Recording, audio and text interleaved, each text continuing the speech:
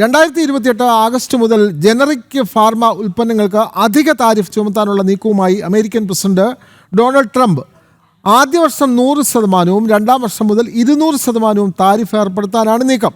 രാജ്യത്തെ ഫാർമസ്യൂട്ടിക്കൽ ഉൽപ്പന്ന മേഖലയെ ശക്തമാക്കാനുള്ള നടപടിയുടെ ഭാഗമായാണ് തീരുമാനമെന്ന് ട്രംപ് പറയുന്നു.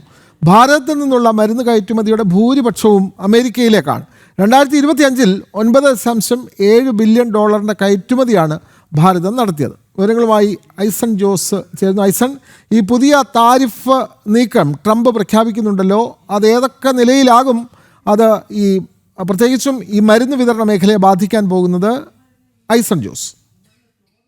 തീർച്ചയായും ഇപ്പോൾ ട്രംപിൻ്റെ സമൂഹമാധ്യമ പോസ്റ്റിൽ വളരെ കൃത്യമായി അദ്ദേഹം പറയുന്നത് ഈ ഓഗസ്റ്റ് 1 മുതൽ 2 വർഷത്തേക്ക് കൂടി സൗജന്യ താരിഫിൽ, അതായത് താരിഫ് ഇല്ലാതെ തന്നെ ജനറിക് ഉൽപ്പന്നങ്ങൾ ഇറക്കുമതി ചെയ്യുന്നതിനുള്ള അനുമതി നൽകും. അതിനുശേഷം ആദ്യ വർഷം, അതായത് 2028 ഓഗസ്റ്റ് 1 മുതൽ എന്ന് നമുക്ക് കണക്കാക്കാവുന്ന ആ ആദ്യ ദിവസം മുതൽ 2028 ഓഗസ്റ്റ് 1 മുതൽ 100% അധിക താരിഫും തൊട്ടടുത്ത വർഷം മുതൽ 200% അധിക താരിഫുമാക്കി അത് ഉയർത്തുമെന്നാണ് അദ്ദേഹം വിശദീകരിച്ചിരിക്കുന്നത്. തങ്ങളുടെ രാജ്യത്തെ മരുന്നുൽപാദന രംഗത്ത് കൂടുതൽ നിക്ഷേപം കൊണ്ടുവരുന്നതിനെ വിദേശ രാജ്യങ്ങളിലെ ഉത്പാദകരെ നിർബന്ധിക്കുന്നതിൻ്റെ ഭാഗമായാണ് ഈ നീക്കമെന്നും സ്വാഭാവികമായും ഈ 2 വർഷ കാലാവധിക്കുള്ളിൽ നിക്ഷേപം നടത്തി അല്ലെങ്കിൽ ഉൽപ്പാദനം നടത്താനുള്ള സംവിധാനം അവിടെ ഒരുക്കുന്നവർക്ക് മാത്രമായിരിക്കും മറ്റ് സൗകര്യങ്ങൾ ലഭിക്കുക എന്നാണ് ട്രംപ് സൂചിപ്പിച്ചിരിക്കുന്നത്. ഇത് ഏറ്റവും ഗൗരവമേറിയൊരു സാഹചര്യമായി ഭാരതത്തെ സംബന്ധിച്ചിടത്തോളം വരുന്നത് ജനറിക് ഉൽപ്പന്നങ്ങൾ ഭാരതത്തിൽ നിന്ന്, ജനറിക് മരുന്ന് ഉൽപ്പന്നങ്ങൾ ഭാരതത്തിൽ നിന്ന് വൻതോതിലാണ് അമേരിക്കയിലേക്ക് കയറ്റി അയക്കുന്നത്. $9.7 ബില്യൺ കയറ്റുമതിയൊക്കെ നടന്ന ചരിത്രമാണ് കഴിഞ്ഞ 2025 തന്നെ നമുക്കുള്ളത്. ഫാർമസ്യൂട്ടിക്കൽ ഉൽപ്പന്നങ്ങളുടെ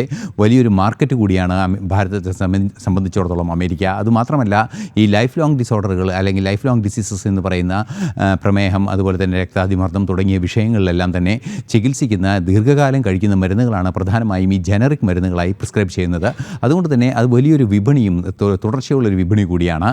ഈ വിപണി ഉറപ്പാക്കുന്നതിൽ നിന്നും ഭാരതത്തെ സംബന്ധിച്ചിടത്തോളം വലിയ ആഘാതം അത് നേരിടാനുള്ള സാധ്യതയുണ്ട്. ഭാരതത്തെ സംബന്ധിച്ചിടത്തോളം ഈ സ്വതന്ത്ര വ്യാപാര കരാർ വരാനിരിക്കുന്നു എന്ന ഒരു യാഥാർത്ഥ്യം നിലനിൽക്കുമ്പോൾ അതിൽ ഈ ജനറിക് ഉൽപ്പന്നങ്ങൾ കൂടി ഉൾപ്പെടുമോ എന്നത് മറ്റൊരു വിഷയമായി പരിഗണിക്കേണ്ടതുണ്ട്. എന്തുതന്നെയായാലും നിലവിലെ സാഹചര്യങ്ങളിൽ ഈ താരിഫ് ചുമത്താനുള്ള നീക്കം 2028 മുതൽ നടപ്പാക്കുമ്പോൾ ഭാരതത്തിൻ്റെ ദീർഘകാല പദ്ധതികളുടെ ഭാഗമായി അതൊരു വെല്ലുവിളി ഉയർത്താനുള്ള സാധ്യതയുണ്ട്. പക്ഷേ അതിനു മുൻപ് ഒരു പൊതു താരിഫ് ധാരണയിലേക്ക് എത്തുകയും സ്വതന്ത്ര വ്യാപാര കരാറിലേക്ക് എത്തുകയും ഒക്കെ ആണെങ്കിൽ, ഫാർമസ്യൂട്ടിക്കൽ ഉൽപ്പന്നങ്ങൾ അതിൽ നിന്ന് ഒഴിവാക്കുകയും ചെയ്യുകയാണെങ്കിൽ വൻതോതിൽ അത് ഭാരതത്തെ ഗുണമായി ഭവിക്കുകയും ചെയ്യുമെന്ന മറ്റൊരു വസ്തുത കൂടി നിലനിൽക്കുന്നുണ്ട്. ഭാരതത്തിൻ്റെ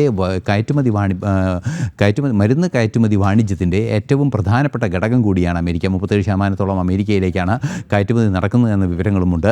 ഈ ഒരു പശ്ചാത്തലത്തിലാണ് ഇത് ഭാരതത്തിന് വെല്ലുവിളിയാകാനുള്ളൊരു സാധ്യതയായി ഉയർന്നു വരികയും ചെയ്യുന്നത്. എന്ത് തന്നെയായാലും നിലവിലെ സാഹചര്യത്തിൽ ആദ്യ 2 വർഷത്തേക്ക് ഈ നിലവിലെ സാഹചര്യമുള്ളതുപോലെ സൗജന്യമായി അല്ലെങ്കിൽ 0% ആയിരിക്കും താരിഫ് എന്നത്. അതായത് അധിക താരിഫ് ഒന്നും തന്നെ ഇല്ലാതെ കയറ്റുമതി നടത്താൻ സാധിക്കുമെന്ന യാഥാർത്ഥ്യം നിലനിൽക്കുന്നുണ്ട്. അതുപോലെ തന്നെ 2028 മുതൽ 100%, 29 മുതൽ 200% കയറ്റുമതി ഉൽപ്പന്നങ്ങൾക്ക്, ഭാരതത്തിൽ നിന്നല്ല അമേരിക്കയിലേക്ക് ഇറക്കുമതി ചെയ്യുന്ന ഉൽപ്പന്നങ്ങൾക്കെല്ലാം തന്നെ, മരുന്നുൽപ്പന്നങ്ങൾക്കെല്ലാം തന്നെ ഈ ഒരു നിരക്കിൽ താരിഫ് ഏർപ്പെടുത്താനുള്ളൊരു തീരുമാനമാണ് ട്രംപിൻ്റെ ഭാഗത്ത് നിന്ന് ഉണ്ടായിരിക്കുന്നത്.